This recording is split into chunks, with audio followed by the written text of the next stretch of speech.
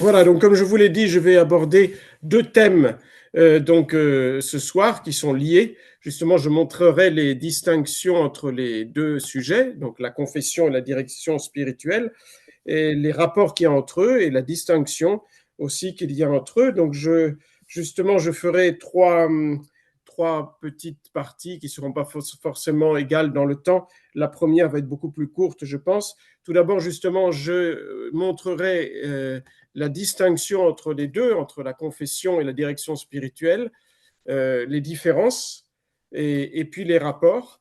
Et après, je parlerai donc de façon particulière, donc séparée de la confession. Évidemment, je dirai des choses, je vais pas, vous savez, vous confesser, à part il y a quelques catéchumènes, donc ils ne savent pas encore se confesser, mais je vais pas faire un cours de catéchisme vraiment sur la confession. J'espère justement vous apprendre certaines choses qui vous aideront à mieux profiter du sacrement de la confession, qui est le sacrement que nous utilisons le plus avec la communion. Et puis après, je parlerai justement de la direction spirituelle, de ses avantages et comment, si on veut en user, ce qui est facultatif, tandis que la confession c'est obligatoire, eh bien, à quoi ça sert et comment, quelles sont les règles pour bien en user, soit du côté du prêtre, les requis en quelque sorte, et soit du côté évidemment surtout du dirigé qui vous concerne éventuellement. Alors tout d'abord, quelle est la différence entre la confession, la direction spirituelle ou le confesseur et le directeur spirituel? Ce sont deux choses distinctes parce que leurs buts sont différents.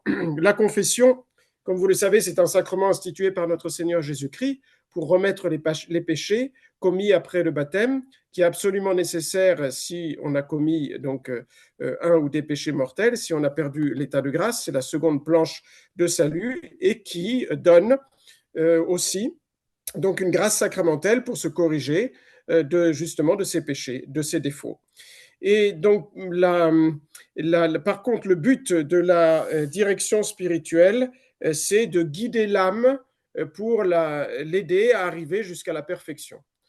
Et donc, la confession, comme je vous l'ai dit, est obligatoire, même si d'ailleurs on n'a pas commis de péché mortel, on est obligé de se confesser au moins une fois l'an, au minimum. Mais les bons chrétiens, même s'ils ne commettent pas de péché mortel, ils se confessent régulièrement justement pour progresser. Et la direction spirituelle, donc, n'est pas obligatoire. La confession, il y a l'obéissance, dans certains cas, obligatoire, quand le prêtre, par exemple, nous donne une pénitence, mais même nous demande éventuellement de faire certaines choses. Et là, c'est obligatoire parfois, même pour recevoir l'absolution. Par contre, il n'y a pas le même degré d'obéissance déjà dans la direction spirituelle. Évidemment, il y a une obéissance, sinon ça ne sert à rien si on écoute et on fait ce qu'on veut après, mais ce n'est pas du tout le même degré de gravité d'obéissance. Et donc, il est vrai que si on choisit un directeur spirituel, un prêtre directeur spirituel, normalement, on va choisir le confesseur. C'est le plus simple. Mais parfois, donc on veut prendre un autre prêtre qui ne peut pas nous confesser régulièrement. C'est aussi possible de prendre un autre prêtre, mais ce n'est pas évidemment très simple comme on le verra. Donc, évidemment, si on ne demande pas à un prêtre d'être notre directeur spirituel, dont je vais parler après, qu'est-ce que c'est exactement, en quoi ça consiste, évidemment, on peut demander, sans avoir un directeur spirituel, on peut demander des conseils au prêtre dans tel ou tel cas particulier. Alors, ce n'est pas vraiment un directeur spirituel, mais il est toujours bien, en tout cas, de demander des conseils de façon particulière. Et normalement, on demande plus facilement, et c'est plus logique à son confesseur parce qu'il connaît déjà donc les circonstances en général. Évidemment, pour donner un conseil, il faut bien connaître la situation et les circonstances, donc c'est le plus logique, n'est-ce pas? Et donc, si on demande un directeur spirituel, un prêtre, donc il est vrai qu'il y a la liberté de choix. Je vous ai dit que ce n'est pas obligatoire que ce soit le confesseur. Liberté de choix, d'une part, d'avoir un directeur spirituel ou de ne pas en avoir. De toute façon, même ceux qui ne sont pas spécialement peut-être intéressés ils ne verront pas l'intérêt immédiat pour eux d'avoir un directeur spirituel. C'est toujours bien de savoir en quoi ça consiste parce que ça rejoint les conseils. Comment demander conseil à un prêtre, n'est-ce pas? De quelle manière on peut en profiter? Et d'autre part, même de la part du prêtre, il n'y a pas d'obligation d'accepter parce que le prêtre il est obligé de confesser. Au moins, il y a une obligation de charité parfois grave, n'est-ce pas? Un prêtre qui refuse de confesser, d'abord, c'est un peu scandaleux. En tout cas, ça choque. Il est obligé de confesser, même si on n'est pas curé. Le curé, il doit confesser. C'est une justice. S'il refuse la confession à ses paroissiens, il fait une injustice. Ça peut être évidemment un péché grave. Nous, on n'est pas des curés, mais on est obligé par charité, évidemment, de confesser, bien évidemment. Je pense que c'est des choses évidentes. Et par contre, le directeur spirituel, le prêtre peut dire, je ne me sens pas d'être votre directeur spirituel. Donc pour telle ou telle raison, on verra, parce que c'est différent de la confession. C'est vraiment même très différent. Voilà, donc après avoir dit donc les principales différences donc dans les grandes lignes, je vais donc m'attarder sur l'un et sur l'autre. Donc je donne quand même d'abord une définition de la direction spirituelle ou du directeur spirituel. Le directeur spirituel, c'est le prêtre chargé de conduire une âme jusqu'à la perfection de façon progressive, évidemment. Ça ne se fait pas du jour au lendemain, donc l'âme est prise là où elle en est.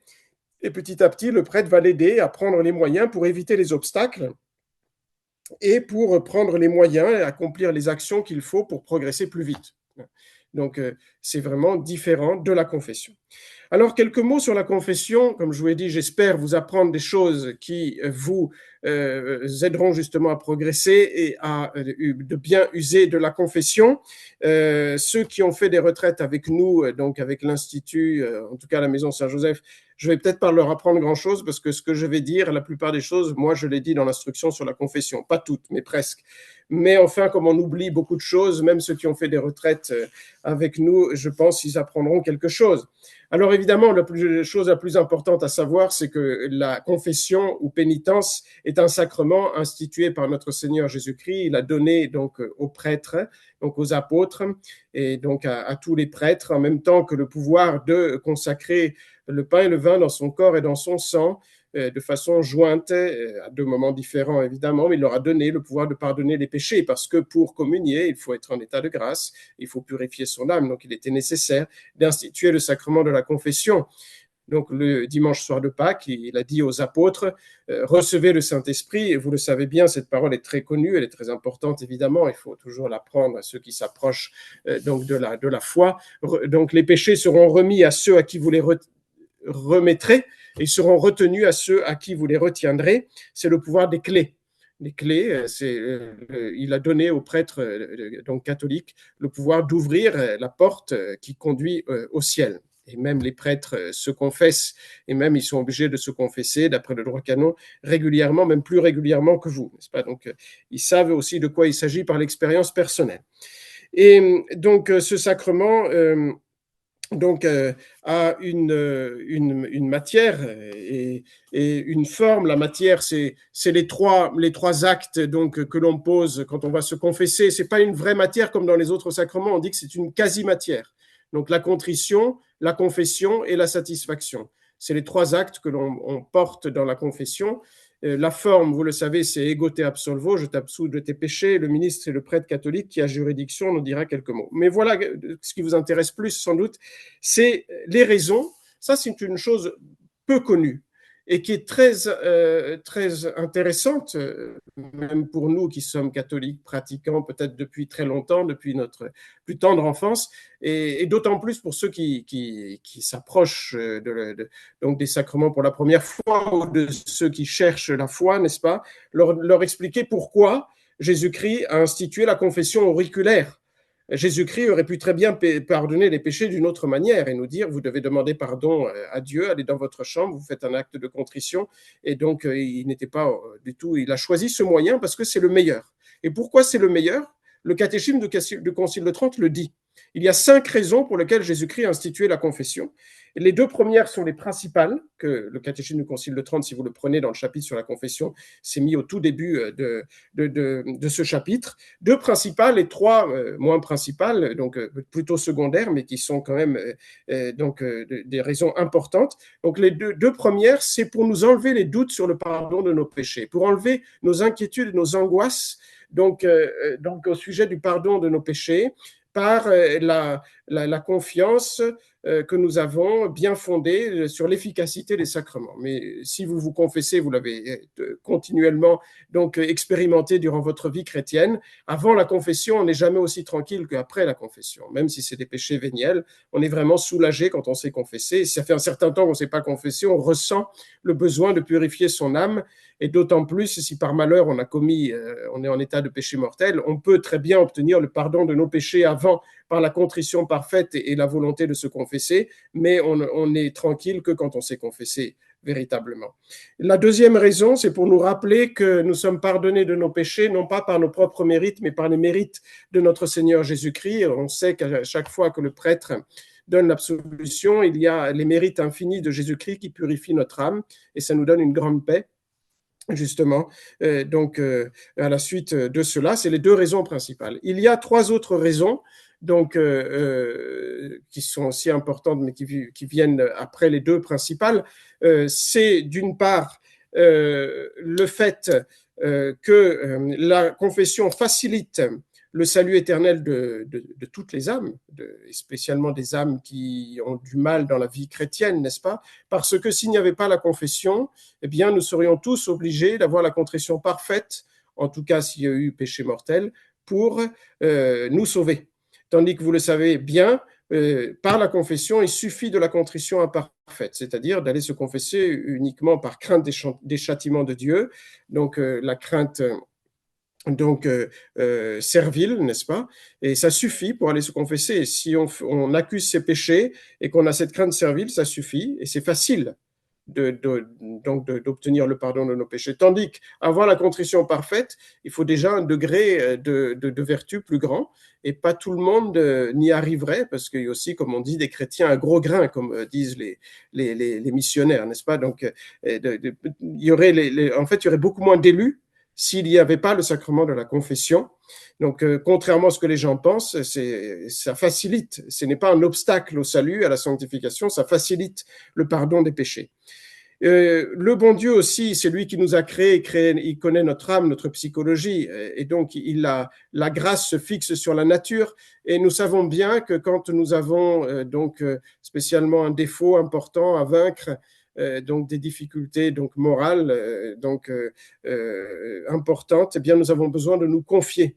D'ailleurs, c'est ce qu'on fait dans le monde aussi, n'est-ce pas? Il y a des associations pour ceux qui, par exemple, ont des addictions à l'une ou l'autre chose, et ça les aide beaucoup. Ils vont parler, ils vont rencontrer des personnes aussi qui s'en sont sorties aussi, n'est-ce pas? En tout cas, ils vont parler, ils vont avoir des conseils, et donc on a besoin de se confier à un ami fidèle et sage. Et donc, la confession, c'est cela. Ça nous aussi, c'est fixé sur la psychologie humaine. On a besoin de le faire, de confier nos misères, pour aussi avoir d'un ami qui connaît donc qui connaît justement les remèdes donc au péché, puisque le prêtre est le spécialiste, le médecin de l'âme, n'est-ce pas? Eh bien donc qui va nous aider à prendre les moyens pour progresser, pour nous corriger. Puis dernière raison, c'est que s'il n'y a pas la confession, il n'y a pas besoin d'expliquer cette raison. Donc aujourd'hui, il suffit de la citer.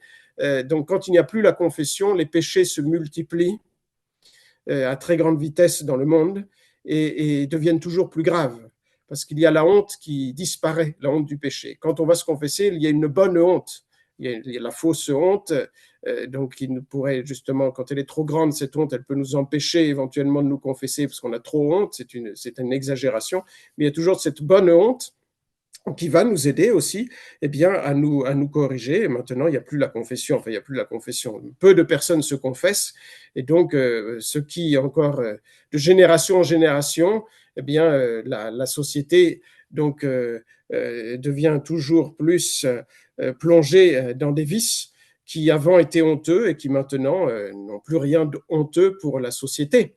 Hein, donc voilà, on peut donner beaucoup d'exemples, hein, n'est-ce pas? L'avortement, l'euthanasie, c'est un sujet d'actualité, les péchés contre nature, n'est-ce pas? Donc il y a 25 ans, une génération ou deux générations, tous ces péchés, le divorce, C'était absolument honteux dans une famille, un divorce il y a 2 générations. Maintenant, c'est monnaie courante, c'est anormal. Donc, quand il n'y a pas dans une famille quelques séparations et divorces, n'est-ce pas? Ça, c'est dû au manque de confession, certainement. Voilà, et donc ce sont les raisons pour lesquelles Jésus-Christ, qui fait bien toutes choses, c'est le meilleur moyen. Il ne pouvait pas trouver un autre moyen meilleur pour nous pardonner nos péchés. Donc le prêtre, il tient la place de Jésus-Christ, c'est la chose principale dont on doit se rappeler quand nous allons nous confesser. Il est le ministre du Christ, donc pour nous pardonner nos péchés, il a tout pouvoir, donc pour pardonner tous les péchés, quelques graves et nombreux sont-ils, et il a 4 missions. Ça aussi, c'est une chose qui n'est pas en général dans les catéchismes, par contre, qu'on rappelle dans les exercices spirituels. Les 4 missions du prêtre: il est juge de miséricorde, il est médecin, il est docteur et il est père. C'est très important de se rappeler ces 4 missions du prêtre. Vous savez, parfois on dit que certains ont une idée de la confession, que le prêtre est un distributeur d'absolution. Il est là il écoute, puis après il donne l'absolution. Donc évidemment, c'est une idée complètement faussée de la confession. Le prêtre, il a un rôle qu'il doit remplir humainement, n'est-ce pas, avec ses moyens humains. Donc, et en tant qu'il a justement, il a étudié pour cela aussi, il a une vie spirituelle, il doit développer sa vie spirituelle pour cela. Il est juge de miséricorde, c'est-à-dire que, comme vous le savez, la confession, on l'appelle le tribunal de la pénitence. Donc, c'est un vrai jugement, mais pour pardonner, pas pour rendre la justice. C'est uniquement pour pouvoir pardonner. C'est-à-dire que le prêtre doit connaître les péchés pour pouvoir les pardonner. Il doit, et si vous voulez, en quelque sorte, pour parler simplement, évaluer la grandeur du pardon que Dieu va donner. Donc, c'est absolument nécessaire. Et ce qui est extraordinaire dans la confession, c'est aussi une preuve de la divinité de notre religion, c'est que le coupable, c'est celui qui s'accuse. Donc Dieu demande à tout le monde, et tout le monde y arrive, n'est-ce pas? La première fois quand on se confesse, quelqu'un doit faire sa confession, si c'est quelqu'un qui se convertit, n'est-ce pas? C'est impressionnant évidemment, mais après on le fait même assez facilement. Donc c'est nous qui nous accusons. Nous sommes nos propres accusateurs, et donc tout le monde, le bon Dieu le demande à tout le monde, et tout le monde y arrive, n'est-ce pas, et avec une certaine facilité, en tout cas avec la pratique religieuse. Donc il est juge de miséricorde, il juge pour pouvoir pardonner. Voilà pourquoi donc parfois il pose des questions pour pouvoir comprendre, et donc quand c'est nécessaire, les péchés et la grandeur du pardon que Dieu va accorder. Il est médecin, il connaît les remèdes adaptés à chaque péché, hein, n'est-ce pas? C'est la théologie morale, c'est déjà dans le catéchisme. Le catéchisme, c'est une petite théologie, hein. Donc, le prêtre a étudié la théologie morale d'une façon approfondie, et il est docteur dans le sens latin du terme, et non pas comme synonyme de médecin, mais doctus, ça veut dire savant, c'est-à-dire qu'il va enseigner justement la vie chrétienne, la vie spirituelle, et il va aussi nous éclairer, parfois aussi, par exemple, sur la malice, la grandeur de nos péchés, pour nous aider à mieux nous corriger, parce que parfois on ne se rend pas compte assez bien du mal que nous fait tel ou tel péché. Donc, il va enseigner dans la confession. Il est comme un prédicateur particulier, si vous voulez. Donc, tout cela pour dire que le prêtre n'est pas là seulement pour donner l'absolution. C'est normal qu'il va aider l'âme donc à se corriger en donnant les avis, les recommandations, les conseils ou parfois les ordres nécessaires. Et puis les pères, s'il y a quelqu'un qui sait comme le péché est une grande croix, c'est le prêtre, parce qu'il s'approche des âmes donc régulièrement. Il n'y a pas de plus grande croix que le péché sur terre. Et donc le grand désir du prêtre, c'est de soulager l'âme, de lui enlever ce fardeau qui est le plus lourd qu'on puisse porter sur terre. Donc c'est celui du péché. Voilà quelques rappels sur la confession. Aussi quelques mots sur le ministre. Le ministre, c'est le prêtre catholique, donc qui a juridiction, et donc il doit être ordonné validement. À l'heure actuelle, il y a des questions qui ne se posaient pas dans l'Église en ordre, il y en a beaucoup, hein, donc on ne peut pas aller se confesser à n'importe qui. Je pense que vous le savez tous, donc de toute façon ce n'est pas le sujet vraiment de ce soir. Donc il doit être ordonné validement, il doit avoir fait un vrai séminaire, parce que sinon c'est comme un médecin qui n'aurait pas fait les études, n'est-ce pas? Donc il doit avoir fait un vrai séminaire, et donc et puis donc à l'heure actuelle, la juridiction ne la reçoit pas du pape puisqu'il n'y en a pas, donc on ne doit pas se revendiquer de quelqu'un qui n'a pas la juridiction. Évidemment, c'est gravement contradictoire, c'est grave. Et donc, la juridiction, nous ne sommes pas curés.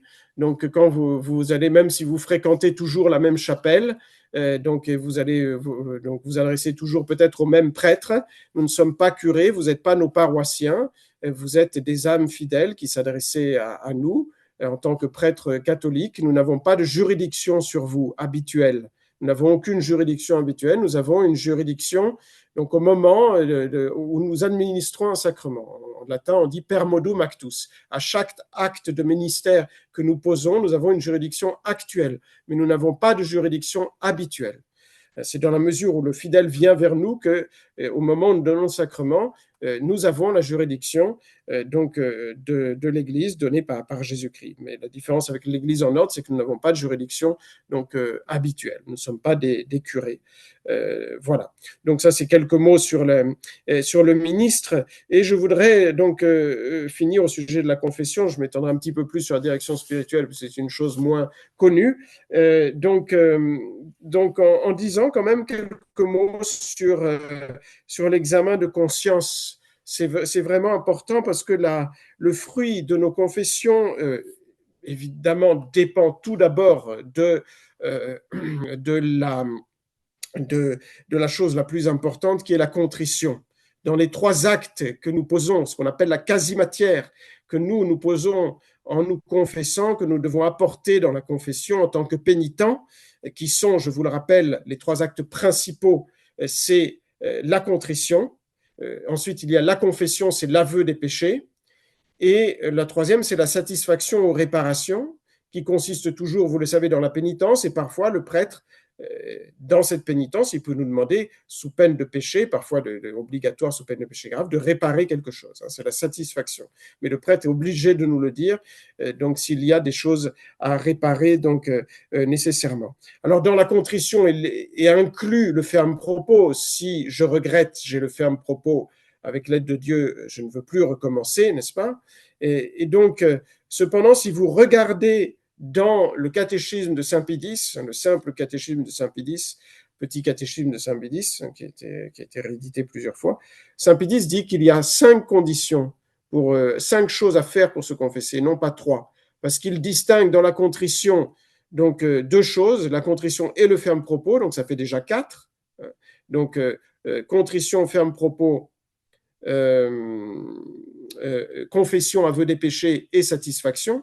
Et puis il rajoute avant, ce qui est absolument nécessaire, mais qu'on comprend normalement dans l'aveu, l'examen de conscience, qui en effet se fait avant la confession et qui est absolument nécessaire, parce que si on le fait mal, donc la confession en tout cas va porter beaucoup moins de fruits, et même si vraiment il y a une négligence grave dans l'examen de conscience, il peut même rendre la confession, enfin évidemment pour des cas plus graves, rendre la confession nulle. Donc il faut faire son examen de conscience. Je vais vous lire juste un passage du catéchisme de Dragonnet. Alors il faut rechercher ces péchés qu'on a commis, comme on le dit dans le Je confesse à Dieu, par pensée, par parole, par action et par omission. Donc par pensée, donc c'est les pensées qui sont perçues par l'esprit, dont on se rend compte, n'est-ce pas? C'est pas les imaginations, les pensées donc dont on ne se rend pas compte, c'est les pensées dont on se rend compte et donc auxquelles on consent, voulu par la volonté, vous savez. Donc, mais on peut pécher, il faut s'examiner. Tout cela pour dire qu'il faut s'examiner aussi sur les pensées, vous le savez, parce que des pensées, dans la mesure où elles sont volontaires, et quand on les a, et si on sait au moment où on les a qu'elles sont pécamineuses et qu'on les entretient quand même, donc évidemment on ne pêche pas seulement, mais vous le savez, par parole, par ce qui est extérieur, par parole, par action. On peut aussi pécher par pensée. D'ailleurs, tout péché par action ou même par parole commence par une pensée, n'est-ce pas? Mais c'est plus grave évidemment si ça s'exprime à l'extérieur par la parole ou par l'action. Donc la parole rend plus intense l'acte extérieur, il va manifester aux autres, donc c'est plus grave évidemment, péché par parole ou par action que par pensée, et souvent ajoute soit la parole, soit l'action, en tout cas si c'est en présence d'autres personnes, le scandale ou le mauvais exemple. Et donc, les actions, cependant, soit aussi les paroles et les actions ne sont des péchés que dans la mesure bien, où c'est volontaire. Hein. Parfois, on dit, voilà, il y a le mot, que sais-je, il y a le mot de Cambronne qui échappe. Alors bon, ce n'est pas évidemment un péché bien grave, mais ça échappe. Donc, les gros mots, n'est-ce pas, si ça échappe, ce n'est pas un péché. Bon, c'est une matière tout à fait légère, mais enfin, c'est quand même si c'est certains gros mots sont quand même des péchés véniels, n'est-ce pas? Donc, si ça échappe, et l'action aussi peut échapper, la parole peut échapper, donc vous le savez, ce n'est pécamineux que dans la mesure où il y a la volonté. Hein. Ce qui fait le péché, c'est la volonté. Vous avez, je voudrais quand même vous rappeler cela, je ne vais pas le lire parce que ça serait trop long pour ce soir, mais vous avez dans le livre bleu, dans les exercices spirituels de Saint Ignace, donc on en lit toujours une partie dans les exercices, l'examen général de conscience qui est expliqué par Saint Ignace, c'est-à-dire les règles de morale pour distinguer quand il y a péché et quand il n'y a pas péché, dans les pensées, dans les paroles et dans les actions. Donc c'est à la page 351 dans le livre bleu, examen général de conscience, ce qui est vraiment éclairant, parce que c'est là où c'est plus difficile de distinguer dans quelle mesure on a péché. C'est le premier paragraphe au sujet de la pensée. Il distingue très bien entre les pensées qui viennent de l'extérieur, dans lesquelles je n'ai absolument pas péché, parce que quand je me suis aperçu que c'était pécamineux, je me suis efforcé de les chasser tout de suite, et si elle revient, de les rechasser. Là où il y a péché véniel et là où il y a péché mortel, même en pensée. C'est très bien expliqué, donc je vous invite à le lire. Ça éclaire la conscience, hein, ça peut aider pour bien se confesser. Et ensuite, il parle de la parole et de l'action. Et on peut pécher, il faut aussi s'examiner sur les omissions. On y pense parfois moins.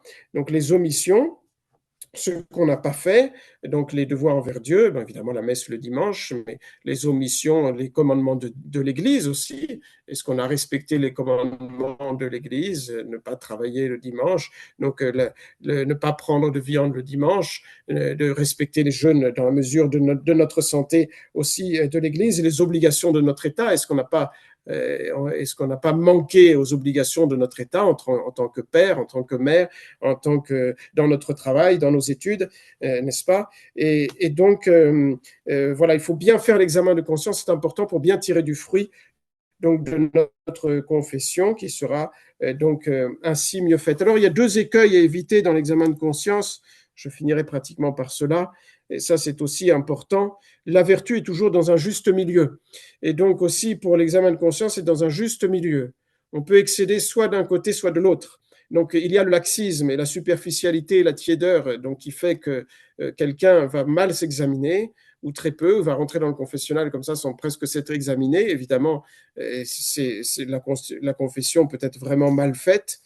Et puis, ou alors, ça peut obliger le prêtre à poser beaucoup de questions et ça fait attendre les autres qui sont derrière et qui s'impatientent, n'est-ce pas, parce qu'on sait le dimanche et donc il faut bien se préparer pour ne pas faire attendre, vous le savez, le dimanche parce que donc il y a des gens qui viennent de loin et donc, il peut y avoir cet excès de peu de préparation ou vraiment une superficialité qui vient de la tiédeur, on n'a pas envie d'aller plus loin et puis aussi il peut y avoir l'excès contraire, c'est vrai, hein, donc le perfectionnisme, l'anxiété qui amène au scrupule et donc à tout éplucher en quelque sorte la moindre chose qu'on fait.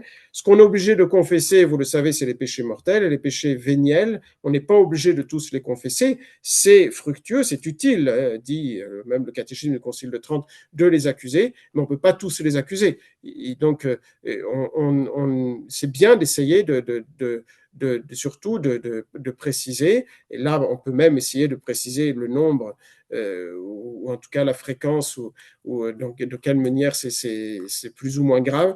Donc les péchés véniels qui sont plus fréquents, plus nombreux et qui nous font plus de mal. Plutôt que de faire tous les petits péchés dans les moindres, n'est-ce pas? On va prendre les principaux pour travailler dessus et pour aussi mieux les confesser. Voilà, donc ça c'était surtout pour vous rappeler que l'examen de conscience est très important dans notre confession. C'est une des choses les plus importantes. La chose la plus importante, c'est toujours la contrition, mais si on a une bonne contrition, on va bien se préparer. Voilà, et on confesse, vous le savez, les péchés commis depuis la dernière confession, donc bien faite, et puis parfois, de temps en temps, en retraite, ou dans des événements importants de notre vie, ou une fois par an, de faire une confession, par exemple, de toute l'année, ou depuis un an, une confession générale, reprendre les principaux péchés. Évidemment, si on a mal fait une confession, donc en se rendant compte, soit par fausse honte, ce qui peut arriver, hein, donc ne pas avoir caché un péché mortel, évidemment ça arrive plus pour les jeunes et les enfants, mais ça peut arriver à tout le monde, donc de cacher un péché, il faut reprendre depuis la confession qui a été mal faite, n'est-ce pas? Tout est réparable, et même assez facilement, mais il faut bien reprendre depuis la dernière confession qui a été bien faite pour faire une bonne confession. Voilà, ça c'était quelques petites choses que je voulais vous rappeler, si ça peut vous servir. Je finis sur la confession, après je passe à la direction spirituelle. En précisant deux choses au sujet de notre confession, après la confession elle-même, l'aveu. Donc, l'aveu, il y a trois qualités principales.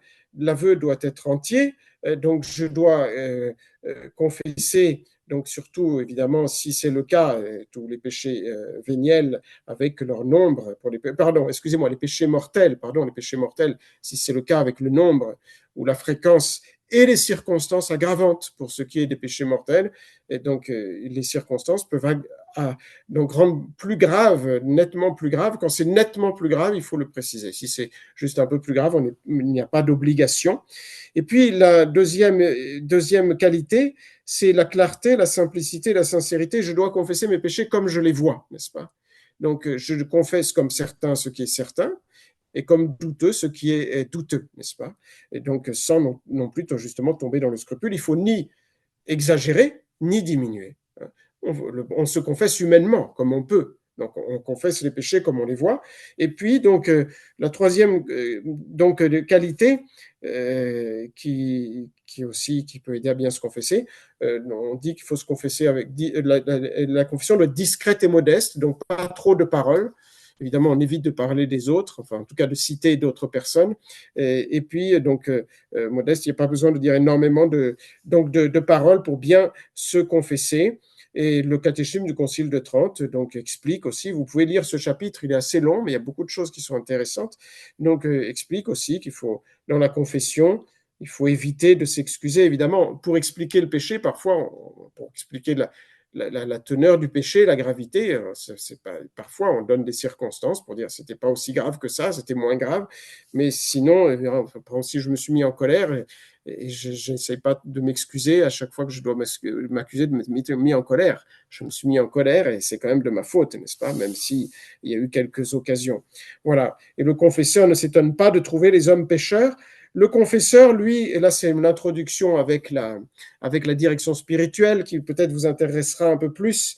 Le confesseur doit avoir des qualités qui rejoignent celles de la direction spirituelle. Ma direction spirituelle, ces qualités, normalement, doivent être plus accentuées, parce que la direction spirituelle est quelque chose de plus parfait, de plus délicat. Donc, le confesseur doit avoir la science, c'est pour cela qu'il fait le séminaire et qu'il doit étudier aussi durant sa vie. La prudence, c'est une des qualités principales du confesseur et encore plus du directeur spirituel pour savoir discerner ce qu'il peut dire, ce qu'il ne doit pas dire, n'est-ce pas? Et ce qu'il faut dire. Et donc, la prudence, un bon jugement, l'expérience, évidemment, l'expérience, ça vient avec les années, mais ça aide, évidemment. Tout le monde sait qu'un vieux prêtre, évidemment, voit beaucoup plus facilement, donc comprend beaucoup plus facilement et donnera peut-être le conseil qui sera plus adapté s'il a 50 ans de sacerdoce. Évidemment, ce n'est pas pareil que celui qui vient d'être ordonné, mais ça, c'est un peu évident. Voilà, j'arrive maintenant à la direction spirituelle. La direction spirituelle, c'est quelque chose de facultatif. Comme je vous l'ai dit, il y a liberté donc de demander la direction spirituelle, donc à un prêtre, ou de ne pas la demander, et aussi du choix alors autant qu'on le peut, du choix du prêtre, parce qu'à l'heure actuelle, évidemment, on doit s'adresser aux prêtres catholiques, et malheureusement, il n'y en a pas beaucoup, n'est-ce pas? Mais comme je vous l'ai dit, en soi, on peut avoir un confesseur habituel et avoir un directeur spirituel qui nous connaît quand même, sinon les fruits seront peuvent être très vraiment minimes, n'est-ce pas? Il faut qu'ils nous puissent nous connaître pour nous diriger. C'est deux choses différentes, mais normalement, ça se fait ensemble, c'est-à-dire que le confesseur va être aussi le directeur donc spirituel. Mais je vous l'ai dit, le prêtre n'est pas obligé d'accepter, parce que je vous donne un exemple un peu fort pour que vous compreniez, mais par exemple, si un prêtre doit confesser, que sais-je, moi, un ministre, un roi ou le président de la République, ou même un évêque ou le pape, c'est très difficile. Parce qu'il même pour confesser, il faut avoir une autorité morale sur la personne. Et pour la direction spirituelle aussi. Et si on n'arrive pas à avoir cette autorité morale, il vaut mieux refuser pour ce qui est de la direction spirituelle. Pour vous dire que le prêtre n'est pas obligé d'accepter, je peux vous dire, je préférerais que vous vous adressiez à quelqu'un d'autre. Donc, parce que dans certains cas, le prêtre aura de la difficulté à avoir assez d'autorité pour se faire entendre et pour que la direction spirituelle puisse porter du fruit. Donc, il y a une certaine liberté aussi dans l'acceptation de la part du prêtre. Il n'a pas stricte obligation, comme dans la confession, où il est obligé de confesser, même si pour lui, peut-être, parfois, ça sera un peu difficile. Évidemment, si, par exemple, un tout jeune prêtre doit confesser un évêque ou un prêtre beaucoup plus âgé, c'est difficile. C'est pour ça qu'en général, par exemple, les prêtres, en général, ils essayent toujours de se confesser à un prêtre plus âgé, parce que si on se confesse à un plus jeune, par exemple, pour donner un exemple, c'est aussi, c'est plus difficile. Évidemment, il faut avoir une certaine autorité morale. Voilà. Et donc, le but, c'est différent de la confession. C'est quand on veut progresser pour arriver, en fait, à la sainteté, donc à la perfection. Donc, on ne se contente pas de simple état de grâce.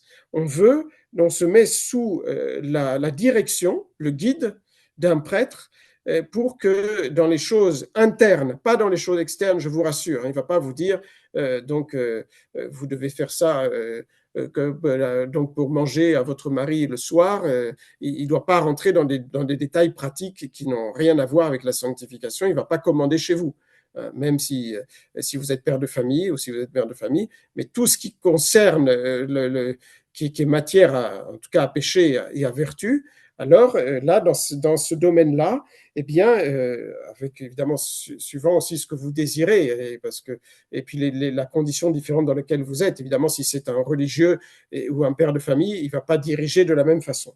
Mais tout ce qui concerne l'âme, alors oui, peut être donc objet de direction spirituelle. Alors, quel est l'avantage de la direction spirituelle? Alors, la direction spirituelle, elle est moralement nécessaire si on veut atteindre la perfection. Puis après, je vais revenir sur la pratique. Donc, c'est pour vous montrer que c'est quand même une chose qui a toujours été pratiquée dans l'Église et qui peut aider beaucoup. Donc, elle est moralement nécessaire si on veut vraiment se sanctifier donc sérieusement et on veut arriver le plus possible à atteindre le degré de sainteté que le bon Dieu veut pour nous. Il y a beaucoup de raisons à cela. Donc, je commence peut-être par les moins importantes, je vais arriver aux plus importantes, enfin les autorités les plus grandes, c'est Dieu. Tout d'abord, la psychologie humaine. On n'est pas bon juge de soi-même. Et donc, c'est très difficile de prendre du recul sur soi-même, chacun le sait, en tout cas avec la vie qui passe. Donc, quand on a plus de facilité à comprendre ce que les autres doivent faire quand on connaît leur situation que nous, parce qu'on ne peut pas avoir ce recul. Et donc, il y a beaucoup de choses dans la psychologie qui interviennent, et aussi d'ailleurs notre caractère, nos défauts aussi, et donc parfois l'orgueil aussi, on est tous un peu orgueilleux, n'est-ce pas? Et donc, on a besoin de conseils d'un autre donc pour arriver à voir ce qu'on doit faire pour se sanctifier. Donc la psychologie humaine, donc la nature même de l'Église. Jésus a institué une Église hiérarchique. Tout dans l'Église est hiérarchique. Et donc même pour arriver donc à atteindre la sanctification, Dieu veut qu'on passe par une autorité. si on veut y arriver mieux, en tout cas, puisque je vous ai dit, ce n'est pas obligatoire. C'est la confession qui est obligatoire. C'est deux choses différentes. Dans ce que j'ai oublié de dire, c'est important, dans la confession, vous aurez remarqué que normalement, à moins que vous poussiez le prêtre à le faire dans la confession sans lui demander, il ne va pas faire de direction spirituelle, le prêtre. Il va juste répondre en quelque sorte à vos questions, vous accuser des péchés, et lui va vous dire par rapport à vos péchés, vous donner des avis directement qui regardent les péchés. Mais il ne va pas aller plus loin. Donc, il ne va pas vous dire, écoutez, vous allez faire, donc je vous demande de faire telle et telle prière tous les jours, donc la prière du matin, la prière du soir, la méditation, le chapelet, et puis est-ce que vous faites ci et ça comme prière. Donc, il ne va pas rentrer dans, il va juste répondre à la confession, et il fait son devoir, et il ne doit pas normalement aller plus loin. Sauf si vous lui demandez d'aller plus loin, n'est-ce pas? Donc, c'est vraiment deux choses différentes, mais par contre, ça peut se faire, et ça se fait souvent, surtout à l'heure actuelle, où justement les prêtres ne sont pas auprès des fidèles comme avant, donc dans la confession. La praxis de l'Église, qu'il a toujours fait depuis les temps apostoliques, c'est très rare, les saints, très très rare, les saints qui sont arrivés à la sainteté sans directeur spirituel. Tous les saints se sont mis donc sous la direction, même des évêques, même les papes, donc ils ont un directeur spirituel, sous la direction d'un prêtre, pas pour la confession seulement, pour la direction spirituelle. Il y a des exceptions rarissimes. Par exemple, il y a quelques jours, on a fêté Saint, donc il y avait Saint Antoine, et donc celui qu'il est allé voir, c'est Saint, maintenant le nom m'échappe, c'est Saint Paul, je crois, Saint Paul le Grand, voilà, c'est ça, Saint Paul, l'ermite, et donc Saint Paul était tout seul, il était ermite, donc évidemment, il n'avait pas de directeur spirituel, mais ça, c'est des exceptions. La règle, c'est que tous ceux qui veulent progresser, tous les saints ont eu un directeur spirituel. L'Église aussi l'a rappelé. Léon XIII l'a rappelé, par exemple, au cardinal Gibbons, je ne sais pas à quelle occasion, je n'ai pas eu le temps de regarder, j'ai vu ça dans le manuel de théologie ascétique et mystique de Royo Marine. Donc, il est intervenu pour dire que celui qui veut se sanctifier et arriver vers la perfection, il a encore plus besoin que les autres d'avoir un directeur spirituel. Dans la mesure où il veut arriver à la sainteté, il ne peut pas y arriver sans, ça c'est la règle générale, sans directeur spirituel. Et donc c'est aussi une des grandes moyens de distinguer les vrais mystiques des faux mystiques, c'est que les faux mystiques ne veulent pas se mettre sous la direction, ils pensent que c'est eux qui doivent diriger les prêtres et non pas eux qui doivent se faire diriger par les prêtres. Ils vont dire aux prêtres ce qu'ils doivent faire, mais pas, donc, et non. Et dans l'Église, tous les mystiques se sont mis sous la direction d'un prêtre. Et puis vous avez les belles phrases, c'est très beau, hein, de la Sainte Écriture. Donc soit de l'Ancien Testament, l'Ecclésiastique qui dit Vésoli, malheur à l'homme seul, à celui qui est seul, parce que quand il tombera, il n'aura personne pour le relever. C'est une très belle phrase. Malheur à l'homme seul, parce que quand il tombera, eh bien, il n'aura personne pour se relever. Mon fils, c'est toujours l'Ecclésiastique, sans conseil, tu ne feras rien. Et tu ne te repentiras pas après l'avoir fait, après avoir pris conseil. Qui vos audit, me audit, dit Jésus. Là, c'est Jésus. Qui vous écoute, m'écoute. Qui vos spernit, me spernit. Qui vous méprise, me méprise. Ça, c'est l'importance. Alors, comme conclusion au sujet de cela, donc la direction spirituelle est indispensable pour qui l'a à sa portée s'il veut progresser vers la sainteté. Et par contre, celui qui ne peut pas l'avoir, alors Dieu, lui, il va l'aider.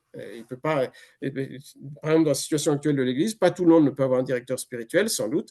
Eh bien, Dieu, là, le remplacera. Mais s'il peut l'avoir, il doit le prendre s'il veut faire plus. Ce n'est pas un commandement, je rappelle, c'est un conseil, c'est bien différent.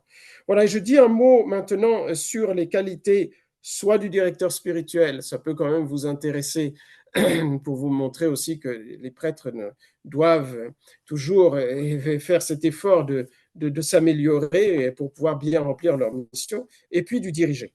Alors pour le prêtre, donc Sainte Thérèse d'Avila, elle disait, donc le plus important pour choisir un directeur spirituel, enfin les qualités les plus importantes du directeur spirituel, c'est qu'il a un bon jugement et si possible de l'expérience, bon jugement, et puis qu'il ait la science théologique, oui, mais ça vient après le bon jugement, semble-t-il, d'après Sainte Thérèse d'Avila, et puis la piété, mais qui souvent le bon jugement et la science est plus importante que la piété, parce qu'en tout cas, s'il n'y a que la piété et pas le bon jugement et peu de science, c'est dangereux. Hein, ça peut être dangereux, n'est-ce pas? Donc, quelques mots sur la science. C'est celle d'un prêtre pour un directeur spirituel, il n'y a pas besoin d'être une lumière, hein, à part pour les mystiques. Là, oui, s'il y a des mystiques, eh bien, des vrais mystiques, normalement, pas tous les prêtres sont capables. Il faut avoir bien possédé à fond la théologie ascétique et mystique, n'est-ce pas? C'est parfois délicat. Sinon, c'est la science d'un prêtre normalement instruit. Le jugement, ça c'est plus intéressant. Ça veut dire la prudence, en fait. La prudence, c'est la vertu morale la plus importante. C'est bien de le rappeler. C'est la première vertu morale. En général, on oublie cela. C'est celle qui nous fait discerner les moyens à prendre pour arriver à la fin. Pour le prêtre, c'est aussi la première vertu morale du prêtre. Voilà, c'est la prudence dans les décisions. Ça a une très grande importance dans la vie morale. Alors, il y a la prudence naturelle acquise, qui vient de la raison, qui vient du bon sens. Et puis, il y a la prudence surnaturelle avec les principes de la foi et l'application, donc avec prudence surnaturelle pour juger ce qu'il faut dire, ce qu'il ne faut pas dire, ce qu'il faut demander, ce qu'il ne faut pas demander, ce qui est nécessaire, ce qui est facultatif. Donc, la prudence, et qui est encore surélevée si le bon Dieu donne le don de conseil, Notre-Dame du bon conseil, n'est-ce pas? Surtout là, c'est surtout dans les cas extraordinaires. Vous dites les mystiques, bon, les mystiques, ça ne court pas les rues. Hein. Mais dans ces cas-là, c'est évidemment, le don de conseil peut aider. Il faut de la clarté dans les conseils. Ça peut vous intéresser parce que si, voyez-vous, si parfois il y en a qui disent ah ce prêtre il est trop cassant, mais il faut être clair dans ce qu'on dit. Hein, donc il faut la clarté, la simplicité, la précision du langage. Hein, donc pour que le dirigé ne soit pas dans la confusion, il ait compris clairement ce que lui demande donc le directeur spirituel, la sincérité et la franchise, pas de respect humain, n'est-ce pas? Donc, c'est-à-dire le prêtre ne doit pas avoir de respect humain, et c'est pour ça que je vais dire, il faut réussir à avoir une certaine autorité, donc pour pouvoir bien donc dire la vérité. Et si voilà, s'il faut dire quelque chose au dirigé, eh parfois il faut le dire. La vérité libère parfois, n'est-ce pas?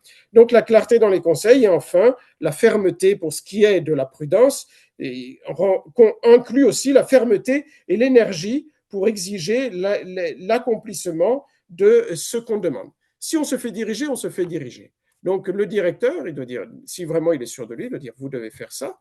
Hein. Il peut expliquer aussi. On peut poser des questions. C'est pas, n'est-ce pas, ce n'est pas donc comme un enfant. On peut poser des questions. On peut très bien même faire des objections aussi, n'est-ce pas? Dire, écoutez, il me semble qu'avec telle circonstance, est-ce que vous pensez vraiment qu'il faut que je fasse ça? Mais si on se fait diriger, le directeur peut dire, écoutez, moi je suis votre directeur, je pense qu'il faut que vous fassiez ça. Si vous pensez que ça ne vous convient pas, à un moment, il peut dire, écoutez, je préfère que on arrête là, voilà, vous faites la confession, si vous trouvez un autre prêtre qui vous convient, tant mieux, mais parce que ce n'est pas une obligation, la direction. Mais si on l'a fait, sinon ça on perd son temps, n'est-ce pas? Voilà, donc pour vous donner un peu l'esprit de la direction spirituelle, qui n'est que dans certains domaines, je le rappelle, hein, il n'a pas toute autorité, le prêtre, pour parler dans tous les domaines. Et donc, normalement, c'est d'ailleurs plutôt le dirigé qui va lui poser des questions. Et puis, l'expérience, évidemment, va aider, son expérience personnelle, l'expérience des âmes. Et donc, bon, j'ai parlé des cas mystiques, mais ça, c'est tellement rare. Évidemment, si on a un peu d'expérience là-dedans, on connaît vraiment mieux à fond, ça aidera beaucoup. Mais c'est très rare. Les qualités morales, c'est la piété, le zèle pour les âmes, et j'insisterai juste sur deux qualités. La bonté, le prêtre doit toujours être bon avec tout le monde, n'est-ce pas? Même dans la direction spirituelle, justement, il faut pas tomber, évidemment, que le prêtre doit rester toujours bon, et donc la mansuétude chrétienne, et donc ne pas essayer de bien comprendre la situation, donc bon de caractère, suavité de caractère. Hein, vous savez que Saint François de Sales disait on obtient plus avec une once de miel qu'avec un baril de vinaigre. Et donc, la perfection, c'est une chose difficile et le prêtre doit avoir beaucoup de bonté pour ne pas éteindre la mèche qui fume encore ou alors briser, comme dit Jésus, le roseau qui plie déjà. Au contraire, il doit avoir des sentiments paternels et donc une patience inaltérable et inspirée à l'âme. Donc, il dirige l'espérance et la confiance. donc dans le cœur, n'est-ce pas? Et puis, le parfait désintéressement, hein, donc en dirigeant une âme, voilà, et donc respecter aussi, donc, en quelque sorte aussi un peu la liberté des âmes, et donc les aimer en Jésus-Christ, n'est-ce pas? Voilà, vous savez qu'il y a des règles, si vous regardez dans le Code Roi-Canon, juste un mot là-dessus, après je finirai avec les qualités du dirigé, ça vous intéresse plus, avant de finir. Donc, dans le Code Roi-Canon, il y a des règles extrêmement strictes pour, par exemple, les lieux de confession. Et là, normalement, voilà, on doit confesser dans les confessionnaux. Alors nous, on fait ce qu'on peut, mais les lieux de confession, pas être dans des lieux donc retirés, on ne voit pas, n'est-ce pas? Et je dis ça parce que malheureusement, on sait tous que depuis Vatican II, il y a parfois des scandales. Donc, et parce que en général, les règles de prudence ne sont tout simplement pas respectées. L'Église, si on respecte les règles de l'Église, il n'y a pas de, enfin, on a tous les moyens pour qu'il n'y ait pas de dérive, n'est-ce pas? Puis parfois très triste.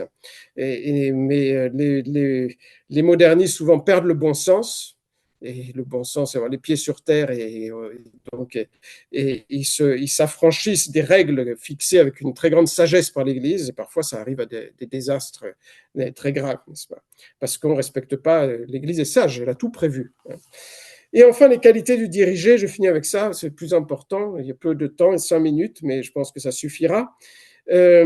Donc, il faut que ça soit libre, cette direction spirituelle. Il faut se mettre volontairement sous le gouvernement d'un directeur spirituel pour aspirer. Le but, c'est d'aspirer donc à la sanctification. Je vous l'ai dit, personne n'est bon juge de soi-même. C'est très méritoire parce qu'il y a l'humilité, l'obéissance.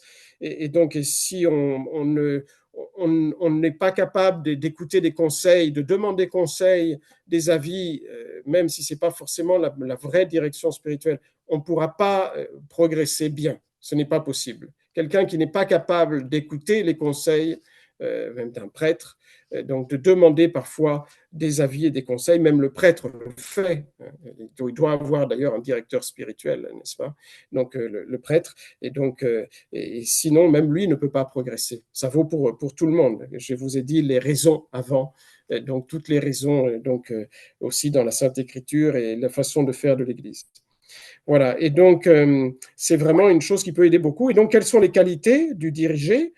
L'ouverture de cœur, la pleine sincérité, c'est-à-dire qu'il doit parler des choses internes qui lui arrivent, évidemment des tentations, des résolutions qu'il a prises, des inclinations même qui ne sont pas péchées, même des inclinations, quand il sent les inclinations, justement des tentations, qu'elles soient bonnes ou mauvaises d'ailleurs. Il peut dire c'est les bonnes inclinations, les mauvaises inclinations, les difficultés, les faiblesses. Donc la sincérité, l'ouverture de cœur, la docilité, et l'obéissance. Alors, quelle sorte d'obéissance? Voilà, ça c'est un détail important, il me semble. Ce n'est pas du tout comme dans la confession. Donc, c'est l'obéissance qu'on a envers un maître. Vous allez à l'école ou vous allez suivre des cours.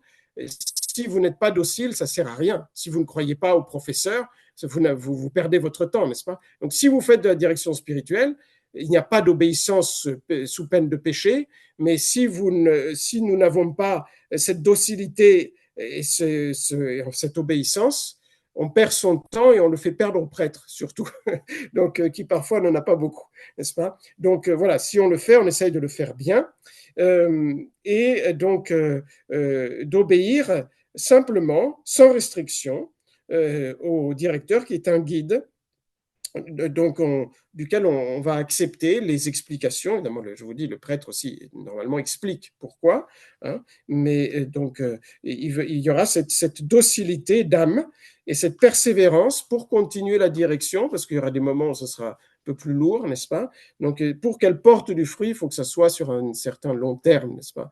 Sinon, si on va changer de prêtre tous les 6 mois pour faire la direction spirituelle, évidemment, ce n'est plus de la direction spirituelle, c'est seulement des conseils qu'on peut demander. Voilà. Et dernière chose que disent les livres donc de théologie spirituelle, de spiritualité, il faut la discrétion. Parce que c'est un peu comme dans la confession. Dans la confession, le prêtre ne peut rien dire. Si vous allez parler, si nous allons parler, si vous allez parler à l'extérieur de ce que vous dit le prêtre, c'est injuste. Parce que le prêtre, lui, ne peut rien dire, n'est-ce pas? Et c'est dangereux. Et donc, et dans la direction, ce n'est pas la même chose. Mais le prêtre, il a le secret professionnel, lui. Vous, non. mais lui, oui. Et donc, il faut avoir la discrétion de ne pas parler aux autres de ce que le prêtre vous dit normalement, à moins que moi, de cas donc exceptionnels. Voilà, parce que le prêtre, lui, est tenu sous peine de péché, pas comme dans la confession, ça c'est le secret sacramentel, il n'y a jamais d'exception. Mais il est tenu quand même au secret professionnel. Et donc, il ne faut pas le mettre parfois dans des situations un peu embarrassantes. Et envers le directeur, il faut le respect.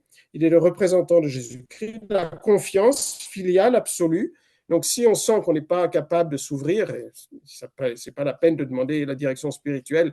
Si on a du mal à s'ouvrir à un tel prêtre, on pourra lui demander des conseils, mais voilà, on s'arrêtera là. Donc, il faut que l'âme se sente quand même à l'aise avec le prêtre. Si elle ne se sent pas à l'aise avec le prêtre, alors elle fera la confession. Parfois, c'est obligatoire, n'est-ce pas? On n'a pas le choix souvent. Donc, mais pour faire une direction spirituelle, pour que le prêtre vraiment aille plus loin dans les conseils et les avis, il faut que l'âme, il ne suffit pas de le vouloir, il faut quand même qu'il y ait il faut quand même que l'âme soit à son aise, d'une certaine manière, sinon ça va vraiment être difficile. Et puis un amour surnaturel envers le prêtre qui est le père de l'âme. Voilà, et donc ces quelques considérations, c'est pas non plus très approfondi, mais j'espère que ça pourra vous aider pour votre vie spirituelle. Et je vais m'arrêter là pour ce soir, parce que ça fait presque 1 heure que je parle et vous devez en avoir assez. Donc je m'arrête là.